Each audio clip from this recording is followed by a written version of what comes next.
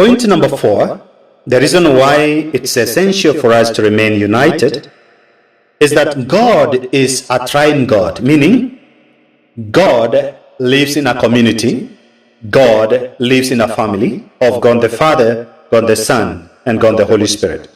So God himself, the Father of the whole universe, is actually creating for us a good example, a model of unity, that all of us, we can model our lives, our marriages, our families, our schools, our workplaces, but also, of course, even our faith as well. So in John chapter 10, verses 30 to 33, Jesus says, I and the Father are one. I and the Father are one. Again, his Jews' opponents picked up stones to stone him. But Jesus said to them, I have shown you many good works from the Father. For which of these do you stone me? We are not stoning you for any good work, he replied, but for blaspheming, because you are a mere man, claiming to be God. Now, Jesus Christ is saying, I and the Father are one. And actually, that is the language that the world today doesn't like. The individualism that you're seeing everywhere in the society is basically trying to push this element of oneness out of the universe, that people can live by themselves, they can decide for themselves, they can be the judges of their own laws that they have created. If this is the case, then things don't work. And so Jesus Christ is trying to say, I and the Father are one, but the world is rejecting that. So it's important for us to realize also, as we try to pursue this unity, there will be many moments of division, there will be many moments of impediment, there will be blocks along the way. But Jesus Christ continues to say in John 17, verses 21 to 24, that I pray that they will all be one, just as you and I are one. As you are in me, Father, and I am in you. And may they be in us, as that the world will believe you sent me. I have given them the glory you gave me, so they may be one as we are one. I am in them, and you are in me. May they experience such perfect unity that the world will know that you sent me and that you love them as much as you love me.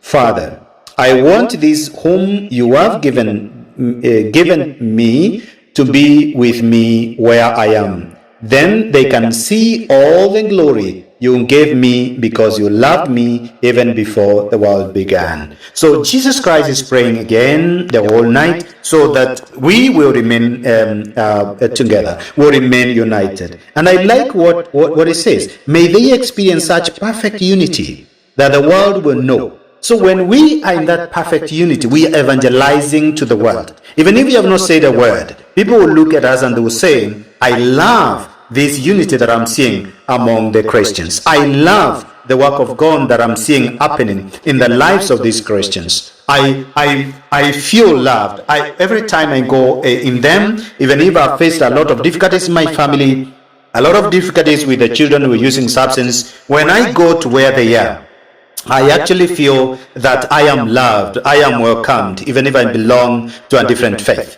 So it's essential. But there's something here very important that Jesus is trying to say. Father, I want these whom you have given me to be with me where I am. So the moment we remain united, we are where Jesus is. We are living the life of the kingdom of God as a family. We are living the life of God in our everyday life. The life of God flows in us. Where Jesus is where we are. And so division will not find a place. A fight will not find a place. The attacks of the enemy will not find a place. Political upheavals and political turbulence will not find a place, because Jesus is present in our lives. Then they can see all the glory you give me. So we cannot see the glory of God being manifested in our lives, brothers and sisters, if we are not truly united. So that's why this concept of unity is so essential. And Jesus prays for us the whole night because he knew that the moment we remain united, we grow in our charisms, we grow in our charity, we grow even under normal circumstances, our societal development. We grow as a nation because every one of us is concerned with the needs of the other. And so that's very essential for us to remain united. Point number 5, human body itself is a good example that actually we are supposed to remain united, because we have one body but different parts, and all these parts, even if they play various roles, they all try to work towards the well-being of the body. We can get that from 1 Corinthians chapter 12 verses 20. As it is, there are many parts but only one body. So that is verse 20. Verse 25 says, so that there should be no division in the body, but that its part should have equal concerns for each other. And so because we are the body of Christ, that's how we call ourselves, the entire church, the Catholic Church, and other churches that believe in God the Father, believe in God the Son, believe in God the Holy Spirit, believe in the baptism. All these churches put together, we are one body of Christ. We may manifest different aspects of what God has given us. That's the different roles. Some will be very good in praise and worship.